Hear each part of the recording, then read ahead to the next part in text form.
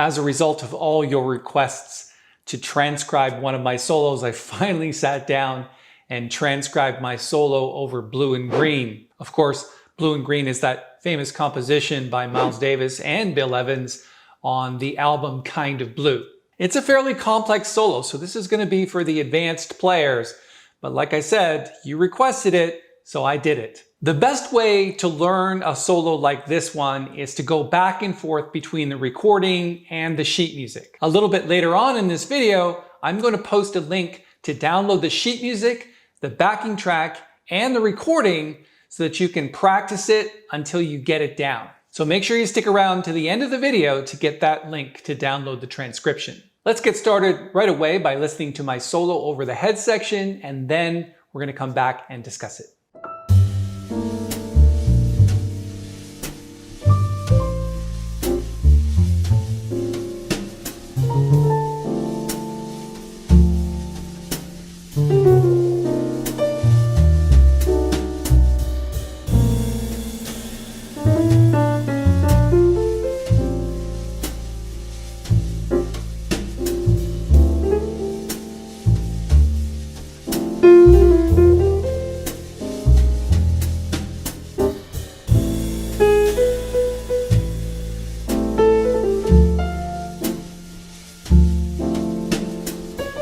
Right, the first thing you're going to notice about the head is that I roll the right hand in octaves. That's what these symbols mean here. That means to play them slightly separated like this. And you play the bottom note first. Now, in looking at the head, it's really important to pay attention to these left-hand voicings. This is your B flat major 7 sharp 11 chord. It has the E natural in the top. And then a typical voicing for an A7 flat 9 flat 13 chord, and then your D minor. It's pretty straight ahead. It's the 3rd up to the 9th. And then interestingly, when you get to this C minor chord, there's a cluster going on here. Interesting. Okay, let's play a little bit of it. Roll those notes in the right hand.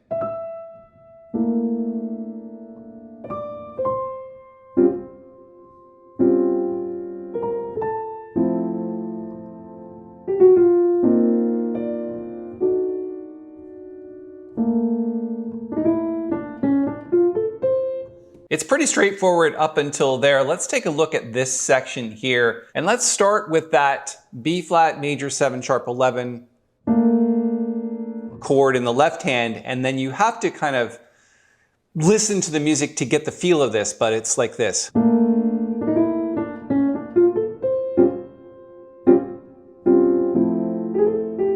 Notice I put a little dot above some of those chords just to make them short, like this. It's really important to get those left-hand staccato voicings because they really help the rhythm of the tune, and the left hand kind of drives the whole thing.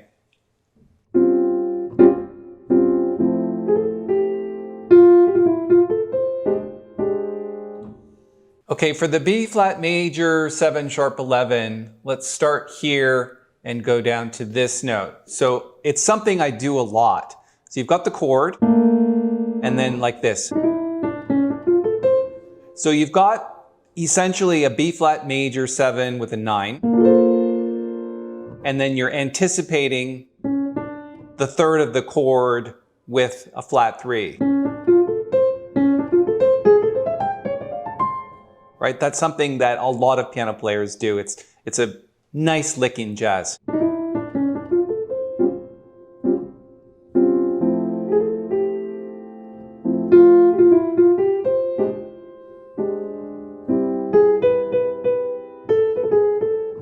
Interesting there where you've got this A flat here, which is the major 7th of the A minor 7 chord. So it's an A minor major 7.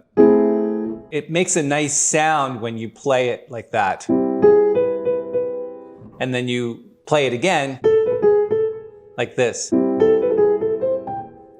then it goes down the page to, right, it goes up to an F there.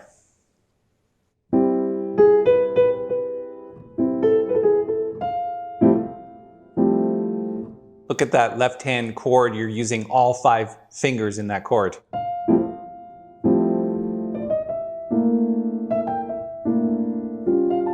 Now we're getting into the solo section. So let's play a little bit of the solo and then we'll come back and analyze it.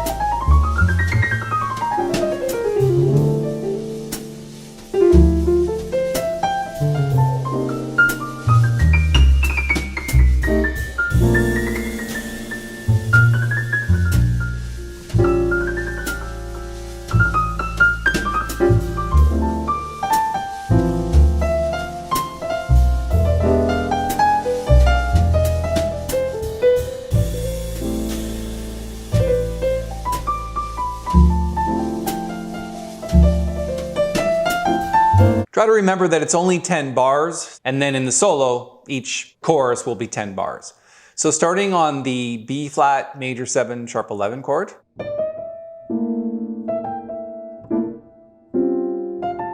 you'll notice that I'm continuing to use the same left-hand voicings a lot of the time. It just kind of makes it easier.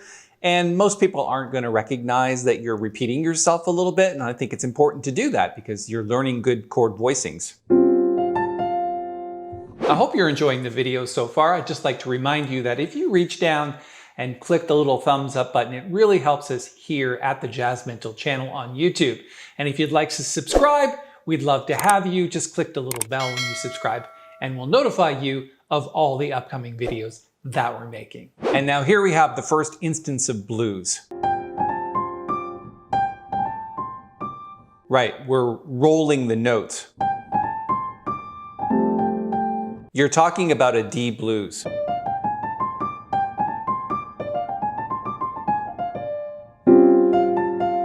So from the beginning of the line,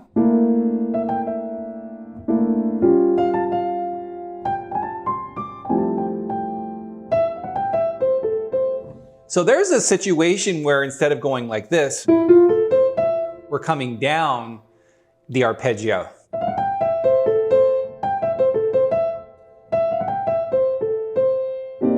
Now we have the first run, which is this long run here. So basically what it is, it's mostly chromatic scale, and then at the end, and you really need to listen to the recording again a few times to hear that. But what's important about it is that you get the timing right, that you're ending the phrase on 1, which is this G, on the B flat major 7 sharp 11 chord. So from the C minor to F7,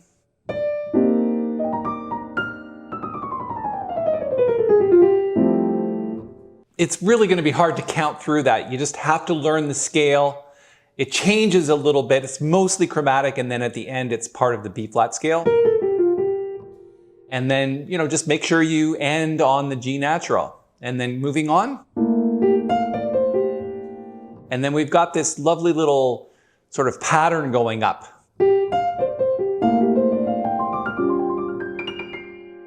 And then chromatic scale.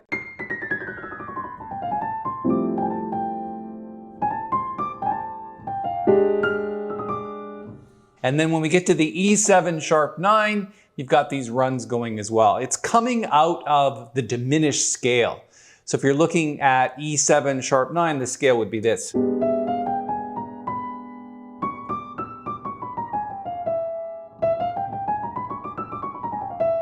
We're starting off with chromatics and then doing that scale.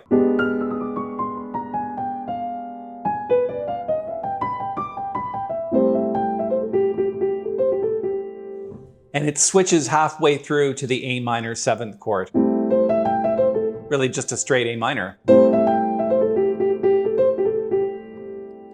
And then the first instance of swing that we have here, think of those 16th notes like 8th notes because it's a ballad.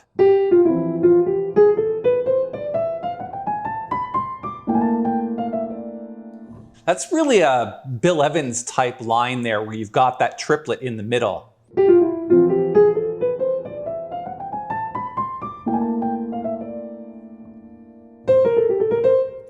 And then that little sort of line there. And then you're into A7 sharp 9 again.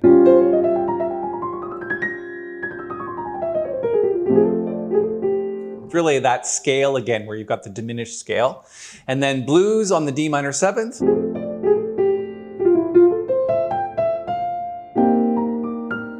Where you switch from D minor 7 here to C minor 7, it's really just the same type of pattern for each where you're just playing. And then for the C minor, it continues in the same idea. Right? But it's kind of going up the piano a lot. So you really have to listen to that and get it under your fingers.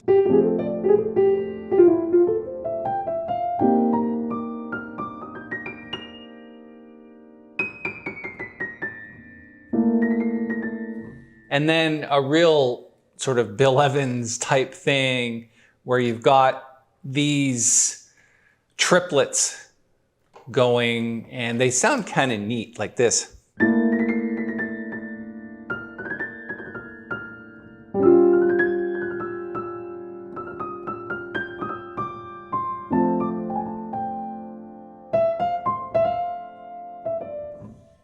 You really have to listen to this a lot to the recording because the rhythm is not that easy and it's really hard to count your way through that. It took me a long time to transcribe it, but listening to it is the easiest way.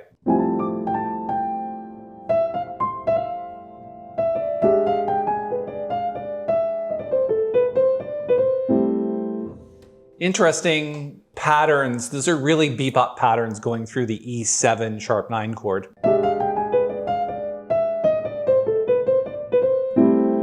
And here we have that lick again.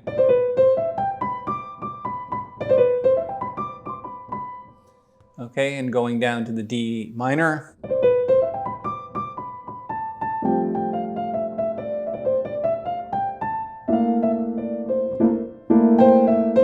I want to play you this section before we go into it. Let's listen to it.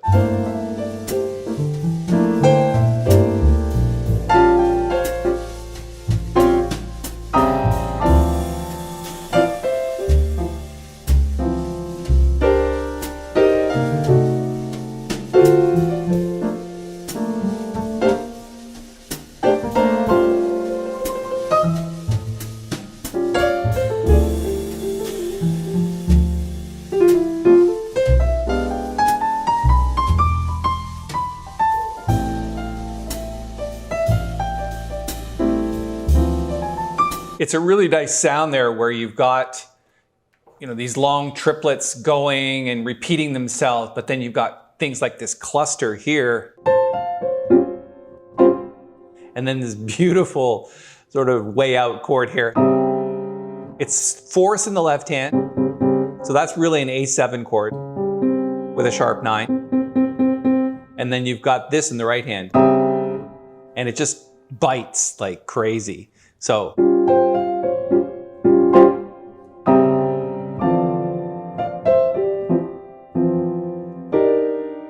And then these clusters of chords.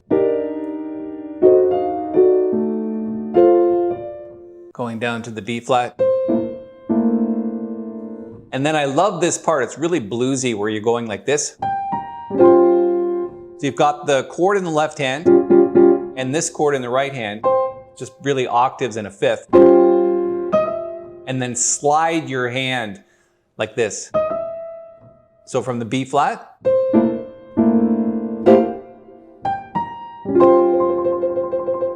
And then you have to roll that. One more time.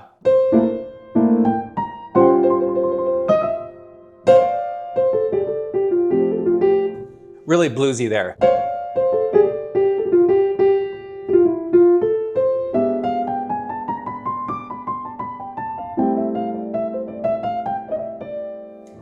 Again, you're just really going to have to learn those lines, play them over and over again until you get them under your fingers. Let's play a little bit more of the tune from here.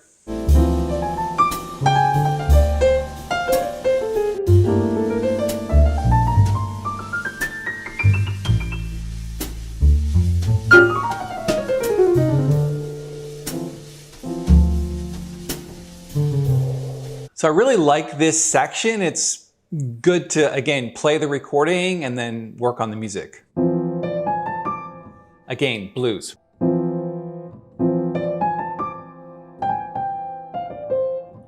Love that.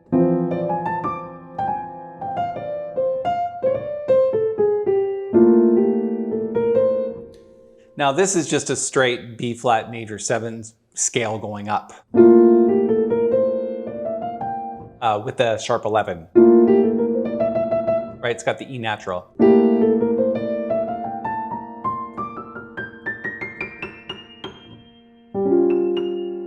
And it just does this on the A7 at the end.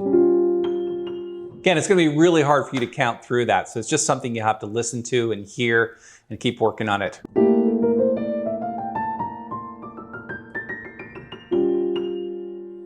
And then this really long line coming down here. Really, it's just, it's like a G flat 7 scale with a sharp 11 here.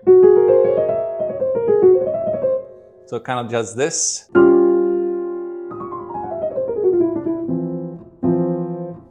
And again, it's just, you can't really count through that. You just have to get the scale and end the right place. And the ending is on that D natural. Right, so like I said, this transcription was something that was requested and I hope you enjoy it. I'm going to put a link so that you can download the sheet music, the backing track, which is the bass and drums backing track that you can eventually play this with. Also the full recording, video and audio so that you can listen to the music and go through it section by section. I'm going to put the link to that entire package up here in the corner. You can go check that out. Let me know what you think about it. And of course, if you're looking for some other transcriptions of my solos, I'm going to put a link to another video tutorial that talks about this transcription.